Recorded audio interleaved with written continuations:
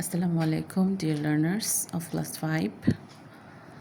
It is page number 26, activity 3.1. আমাদের আজকের language focus হলো সিম্পল ফিউচার টেন্স বা ফিউচার ইনডিফাইনাইট টেন্স। আমরা এই অংশটাই শুধু পড়ব। ইন দ্য ডায়ালগ মিন্স আমরা এর আগের পেজে যে ডায়ালগটি পড়ে এসেছি, এই ডায়লগটি বা এই কনভারসেশনটি ইউনিটের শুরুতে আমরা যে কনভারসেশনটি পড়েছিলাম। Sadia used the following sentences. Sadia নিচের এই দুইটা বাক্য ব্যবহার করেছে। I will assist the teachers to make our school a better place. I will also try to keep the school clean. এখানে এই দুইটা বাক্যই ফিউচার ইনডিফাইনাইট টেন্সে বা সিম্পল ফিউচার টেন্সে গঠন করা হয়েছে। কিভাবে আমরা বুঝতে পেরেছি যে এখানে আইয়ের পর যে এল দেখতে পাচ্ছি এবং উপরে একটা অ্যাপোস্ট্রফি কমাও দেখতে পাচ্ছি, এটা হলো আই উইল বা আই উইল এর short form.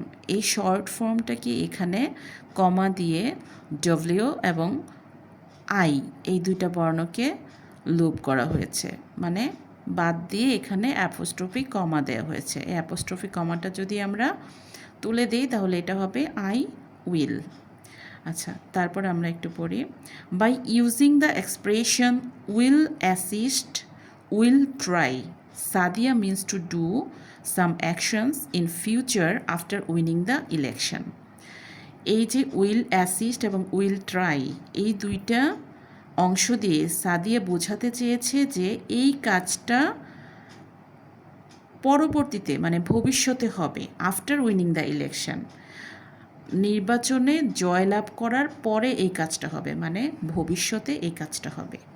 We use the simple future tends to say, আমরা সিম্পল ফিউচার টেন্স ব্যবহার করি টু সে কি বোঝাতে, হোয়াট উইল হ্যাপেন লেটার, যে কাজগুলো পরবর্তীতে ঘটবে, এইরকম কোনো কাজ বোঝাতে আমরা সাধারণত সিম্পল ফিউচার টেন্স ব্যবহার করি। We use the following structure for the simple future tense. আমরা নিচের যে গঠনটি দেওয়া আছে, যে স্ট্রাকচারটি দেওয়া আছে, নর্মালি সিম্পল ফিউচারের জন্য আমরা সেই স্ট্রাকচারটা ব্যবহার করি। প্রথমে সাবজেক্ট বসবে, যেমন আই একটা সাবজেক্ট, তারপর অক্সিলিয়ারি ভার্ব হিসেবে উইল বসবে। এখানে কিন্তু শ্যালও বসতে পারে, শ্যাল বা উইল দুইটা বসতে পারে, তো আমরা ম্যাক্সিমাম ক্ষেত্রে উইল ব্যবহার করি, তার জন্য উইলটাই দেয়া আছে।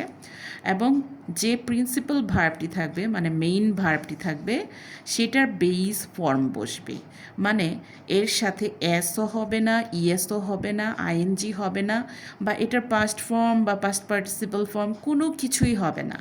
এর যে বেইস ফর্মটা আছে, মূল ফর্মটা, সেটাই বসবে। আমরা কিন্তু এটাকে প্রেজেন্ট ফর্ম বলবো না, কারণ প্রেজেন্ট ফর্মের সঙ্গে অনেক সময় অ্যাজ বা ইয়েস যুক্ত থাকে সাবজেক্ট অনুযায়ী, বাট বেইস ফর্মের সঙ্গে কোনো কিছুই যুক্ত থাকবে না। তাই আমরা বলবো সাবজেক্ট প্লাস অক্সিলিয়ারি ভার্ব, মানে উইল বা শেল বা অ্যান্ড মেইন ভার্বের বেইস ফর্ম এবং রেস্ট অফ দ্য সেন্টেন্স, এবং সেন্টেন্সের যে এক্সটেনশন অংশটা থাকে, অবজেক্ট প্লাস এক্সটেনশন, সেই অংশটা বসবে। তো এখানে কিছু এক্সাম্পল আছে, আমরা একটু সেগুলো পড়ব, দেখি পড়ে। I will visit my uncle's house next weekend. এই সেন্টেন্সটাকে যদি একটু বিশ্লেষণ করি, আই হচ্ছে আমার সাবজেক্ট, উইল হচ্ছে আমার অক্সিলিয়ারি ভার্ব, এবং ভিজিট হচ্ছে আমার প্রিন্সিপাল ভার্বের বেস ফর্ম বা মেইন ভার্ব, এবং বাকি অংশটা হচ্ছে আমার অবজেক্ট প্লাস এক্সটেনশন বা অতিরিক্ত অংশ। B, he will finish his homework by tomorrow. তার কাজটি সে আগামীকালকের মধ্যে সম্পূর্ণ করবে বা ফিনিশ করবে। হি হচ্ছে আমার সাবজেক্ট, উইল হচ্ছে আমার অক্সিলিয়ারি ভার্ব, এবং ফিনিশ হচ্ছে আমার মূল ভার্ব, এবং হিজ হোমওয়ার্ক হলো আমার অবজেক্ট, এবং এইটুকুন হলো আমার এক্সটেনশন বাই টুমোরো। আবার সি নাম্বারটা আমরা পড়ব, he will assist you with decorating the classroom.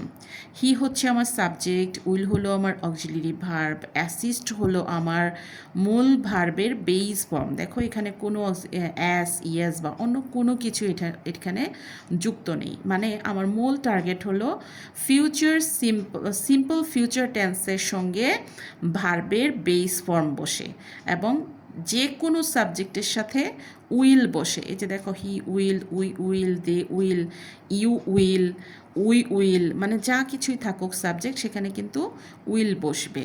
ঠিক আছে, এখানে কোনো বাধা নিষেধ নাই। এবং যে ভার্বটা থাকবে, যে ফিনিশ, অ্যাসিস্ট, গো, ডিস্ট্রিবিউট, এই সবগুলো কিন্তু বেস ফর্মে বসেছে। এগুলোর সাথে আর কোনো এস, ইএস বা আইএনজি বা ডি, ইডিটি কোনো কিছুই যুক্ত নেই। তাহলে আমাদের স্ট্রাকচারটা হলো subject plus auxiliary verb plus main ভার্বের base form plus rest of the sentence. এইটুকুন কিন্তু তোমাদের মুখস্থই রাখতে হবে এবং এই সেন্টেন্সগুলো তোমরা একটু প্র্যাকটিস করবে। Thank you, thanks for watching.